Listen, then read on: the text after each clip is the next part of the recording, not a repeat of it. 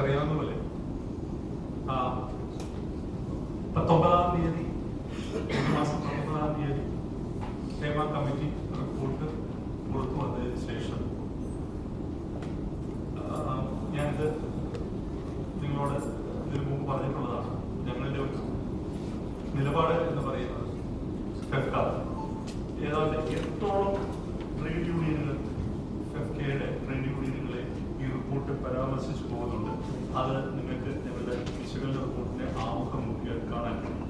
അതുകൊണ്ട് തന്നെ ഫെഫ്ക എന്ന ട്രേഡ് യൂണിയൻ ഫെഡറേഷൻ അതിന്റെ 21 അംഗ സംഘടനകളെയും അതിന്റെ ഭരണസമിതികളെയും വിളിച്ചുകൂട്ടി ഈ റിപ്പോർട്ട് വിശദമായി ചർച്ച ചെയ്ത് അവരുടെ അഭിപ്രായവും കേട്ടു.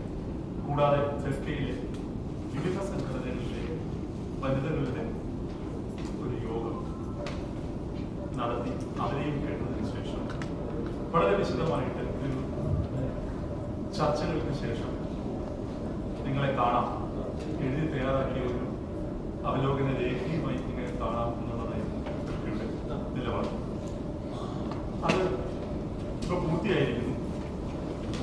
അത് പ്രകാരം ഓഗസ്റ്റ് 31-ാം തീയതിയാണ് ഫെഫ്കയുടെ സ്ത്രീകളുടെ യോഗം നടന്നത്. സെപ്റ്റംബർ 2 അതിന് 6 യൂണിയനുകളുടെ 7 യൂണിയനുകളുടെ യോഗം നടന്നു. സെപ്റ്റംബർ 3-ാം തീയതി 6 യൂണിയനുകളുടെ, സെപ്റ്റംബർ 4-ാം തീയതി ബാക്കിയുള്ള യൂണിയനുകളുടെ യോഗം, ഏതാണ്ട് 8 യൂണിയനുകളുടെ യോഗങ്ങൾ നടന്നു. അതിലുള്ള അഭിപ്രായമാണ് ഞങ്ങൾക്ക് ഇന്ന് നിങ്ങളോട് പങ്കുവയ്ക്കാൻ. പ്രാഥമികമായിട്ട് ഞങ്ങൾക്ക് പറയാനുണ്ടായിരുന്ന കാര്യം ഞങ്ങൾ പറഞ്ഞത്, എനിക്ക് തോന്നുന്നു ഈ ഹേമ കമ്മിറ്റി റിപ്പോർട്ടിൽ പരാമർശിച്ചിരിക്കുന്ന പേര് അത് വെളിയിൽ വരണം എന്ന് പറഞ്ഞിട്ടുള്ള, എന്ന് നിലപാടെടുത്തിട്ടുള്ള മലയാള സിനിമയിലെ ഒരു സംഘടന ഫെഫ്കയാണ് എന്നുള്ളത് നിങ്ങളെ ഞാൻ ഓർമ്മിപ്പിക്കുകയാണ്. അത് ഞങ്ങൾ ആദ്യഘട്ടത്തിലാണ് അത് പറയുന്നത്. ഒപ്പം ഇത് മലയാള സിനിമയുടെ തന്നെ ചരിത്രത്തിലെ ഏറ്റവും നിർണായകമായ ഒരു ഡോക്യുമെന്റ് ആയിട്ടാണ് ഹേമ കമ്മിറ്റി റിപ്പോർട്ടിനെ ഫെഫ്ക കാണുന്നത്. എന്നാൽ ഒരു ട്രേഡ് യൂണിയൻ എന്ന നിലയിൽ ഫെഫ്കയ്ക്ക് വളരെ കൃത്യമായ വിമർശനവും നിലപാടും ഹേമ കമ്മിറ്റി റിപ്പോർട്ടിൽ നേരിട്ടുണ്ട്. പ്രധാനപ്പെട്ട വിമർശനം കമ്മിറ്റി കാണേണ്ട ആളുകളെ തിരഞ്ഞെടുത്ത രീതിയിലാണ്. അതായത് കമ്മിറ്റിയുടെ റിപ്പോർട്ടിൽ പറയുന്നുണ്ട്, കമ്മിറ്റി ഇവിടെ പ്രവർത്തനം ആരംഭിക്കുന്നതിന് മുമ്പ് ഒരു പത്രപരസ്യം കൊടുത്തിരുന്നു. കമ്മിറ്റിക്ക് മുമ്പ് ആർക്ക് വേണമെങ്കിലും ഹാജരായി സ്റ്റേറ്റ്മെന്റ് കൊടുക്കാം എന്നുള്ളത്. പക്ഷെ നിങ്ങൾക്കറിയാം, അങ്ങനെ ഒരു പത്രപരസ്യം ശ്രദ്ധിക്കപ്പെടാനുള്ള സാധ്യത വളരെ കുറവാണ്. ശ്രദ്ധിച്ചാൽ തന്നെ പ്രേരണയില്ലാതെ ആളുകൾ പോകാനുള്ള സാധ്യത കുറവാണ്. അങ്ങനെ അതിനുശേഷം ഞങ്ങള് വളരെ പ്രധാനമായിട്ട് കാണുന്നത് ഈ റിപ്പോർട്ടിന്റെ 14-ാമത്തെ ഖണ്ഡികയിൽ ഒരു കാര്യം പറയുന്നു. The committee then decided to contact individuals in cinema personally. അവരുടെ ഈ അഡ്രസ് എല്ലാം കളക്ട് ചെയ്തുകൊണ്ട് of both men and women in cinema whom we propose to meet, whom we propose to interact with. അപ്പോൾ ഞങ്ങൾക്ക് കാണേണ്ട ആളുകളുടെ ടെലിഫോൺ നമ്പറും ഇമെയിലുകളും ഞങ്ങൾ ശേഖരിച്ചു, ഞങ്ങൾ അവരെ വിളിച്ചു എന്നുള്ളതാണ്. അപ്പൊ ഈ ഞങ്ങൾക്ക് കാണേണ്ട ആളുകൾ ഇന്ന ആളുകളാണ്, ഇത്ര പേരേ ഉള്ളൂ മലയാള സിനിമയിൽ നിന്നുള്ള ഏത് അടിസ്ഥാനത്തിലാണ് ഈ കമ്മിറ്റി ആ തെരഞ്ഞെടുപ്പ് നടത്തിയത്?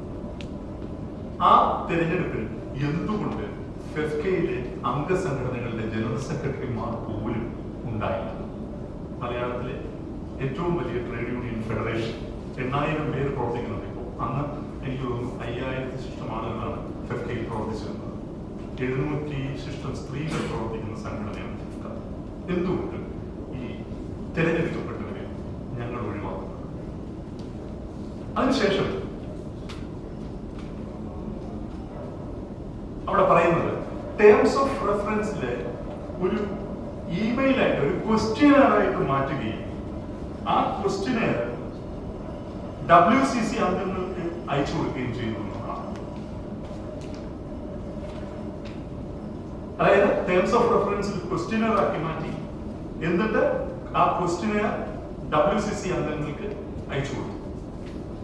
12ാം പേജിലുണ്ടാവും ഹേമ കമ്മിറ്റി റിപ്പോർട്ട്. ഇതേ രീതിശാസ്ത്രം എന്തുകൊണ്ട് ഞങ്ങളുടെ കാര്യത്തിലുണ്ടായില്ല? ഈ ക്വസ്റ്റ്യനെയർ ഞങ്ങൾക്ക് അയച്ചു തരാം. ഞങ്ങളുടെ 21 സംഘടനകൾക്ക് ഞങ്ങൾ അയച്ചു കൊടുക്കും. അവരുടെ അഭിപ്രായം ഞങ്ങൾ എഴുതി തന്നെ കമ്മിറ്റിക്ക് കൊടുത്തേ. WCC ചെയ്തതുപോലെ എന്തുകൊണ്ട് ഞങ്ങൾ ഒഴിവാക്കപ്പെട്ടു? എന്തുകൊണ്ട് മലയാളത്തിലെ നിർമ്മാതാക്കളുടെ സംഘടന ഒഴിവാക്കപ്പെട്ടു? എന്തുകൊണ്ട് മലയാളത്തിലെ ആക്ടേഴ്സിന്റെ സംഘടന ഒഴിവാക്കപ്പെട്ടു? എന്തുകൊണ്ടാണ് ഒരു ക്വസ്റ്റ്യനെയർ ഇമെയിൽ ചെയ്യുക എന്ന് പറഞ്ഞാൽ വളരെ നിസ്സാരമായ ഒരു പ്രൊസീജിയർ ഞങ്ങളുടെ കാര്യത്തിൽ സംഭവിക്കാതിരുന്നത്? ഇനി അടുത്ത് നോക്കൂ.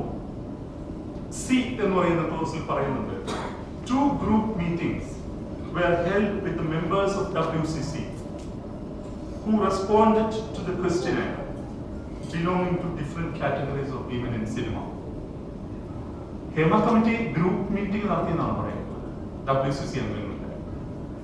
ഈ ഗ്രൂപ്പ് മീറ്റിംഗിൽ നിന്ന് ഞങ്ങളുടെ WCC അംഗങ്ങളല്ലാത്ത സ്ത്രീകൾ എങ്ങനെ ഒഴിവാക്കപ്പെട്ടു? എന്താണ് അതിന്റെ മാനദണ്ഡം? ആക്ടേഴ്സ് അസോസിയേഷനിൽ പ്രവർത്തിക്കുന്ന, അമ്മയിൽ പ്രവർത്തിക്കുന്ന സ്ത്രീകൾ എങ്ങനെ ഒഴിവാക്കപ്പെട്ടു? അപ്പൊ ഒരു കൃത്യമായ ഒരു റൂൾ ഓഫ് എക്സ്ക്ലൂഷൻ, ഒഴിവാക്കൽ ഇതിനകത്ത് പ്രവർത്തിച്ചിട്ടുണ്ട് എന്നുള്ളത് പറയാതെ വയ്യ. എഫ് എന്ന ക്ലോസിൽ അവർ പറയുന്നത്, WhatsApp groups were created for women. ആ വാട്സ്ആപ്പ് ഗ്രൂപ്പിൽ നിങ്ങൾക്ക് പ്രശ്നങ്ങൾ കൈകാര്യം ചെയ്യാം. ഞങ്ങൾ അന്വേഷിച്ചു, ഞങ്ങളുടെ എത്ര സ്ത്രീകൾ ആ വാട്സ്ആപ്പ് ഗ്രൂപ്പിൽ ചേർക്കപ്പെട്ടിട്ടുണ്ടെന്നുള്ളത് ഇല്ല എന്ന് തന്നെ വേണം പറയാൻ. ഒന്നും വേണ്ട, ശ്രീ ഷിബു സുശീലൻ ഇവിടെയുണ്ട്, ഞങ്ങളുടെ പ്രൊഡക്ഷൻ എക്സിക്യൂട്ടീവ് യൂണിയന്റെ ജനറൽ സെക്രട്ടറിയാണ്. അന്ന് പ്രൊഡക്ഷൻ എക്സിക്യൂട്ടീവ് യൂണിയന്റെ ജനറൽ സെക്രട്ടറി സെവനാർസ് മോഹൻ. ആ പേര് നിങ്ങൾക്കെല്ലാം സുപരിചിതമാണ്. മലയാള സിനിമയിൽ 40-45 വർഷമായിട്ട് പ്രവർത്തിക്കുന്ന പ്രഗത്ഭനായ പ്രൊഡക്ഷൻ കൺട്രോളറാണ് സെവനാർസ് മോഹൻ. അദ്ദേഹമായിരുന്നു അന്നത്തെ ജനറൽ സെക്രട്ടറി. ഏറ്റവും കൂടുതൽ ഈ റിപ്പോർട്ടിൽ പരാമർശിച്ചിരിക്കുന്നത് പ്രൊഡക്ഷൻ എക്സിക്യൂട്ടീവ് യൂണിയനെ കുറിച്ചാണ്. സെവനാർസ് മോഹനെ ഒരു കൂടിക്കാഴ്ചയ്ക്ക് എന്തുകൊണ്ട് വിളിച്ചില്ല?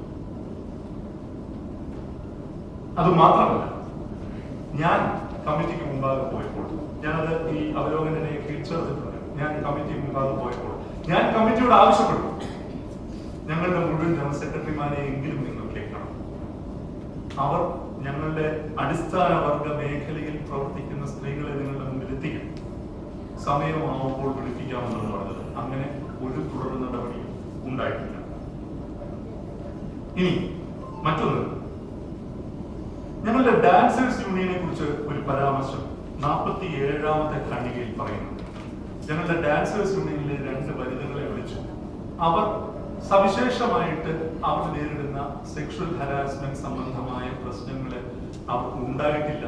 അങ്ങനെയുള്ള കാര്യങ്ങൾ, ഗുരുതരമായ പ്രശ്നങ്ങൾ കമ്മിറ്റിയെ ധരിപ്പിക്കത്തക്ക വിധത്തിൽ ആ തൊഴിൽ മേഖലയിൽ അവർക്ക് അനുഭവപ്പെടുന്നില്ല എന്ന് പറഞ്ഞു. അതിന് ഈ കമ്മിറ്റി ആ മൊഴിയെ എങ്ങനെയാണ് രേഖപ്പെടുത്തിയത് എന്നുള്ളത് നിങ്ങൾ നോക്കണം. To repeated questions from all angles, they repeated that they have no problem. From other inputs which we have during our study, അത് വളരെ ഇമ്പോർട്ടന്റ് ആണ് കേട്ടോ. From other inputs which we have during our study, we formed an opinion that they were deliberately suppressing the relevant information from the committee.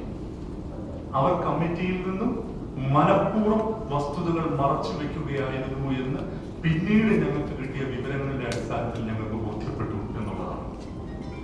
എന്താണ് ഈ വിവരം? ഈ കമ്മിറ്റിക്ക് മുമ്പാകെ പോയ ഒരു പെൺകുട്ടി ഫെഫ്കിയുടെ ജനറൽ കൗൺസിൽ അംഗമാണ്.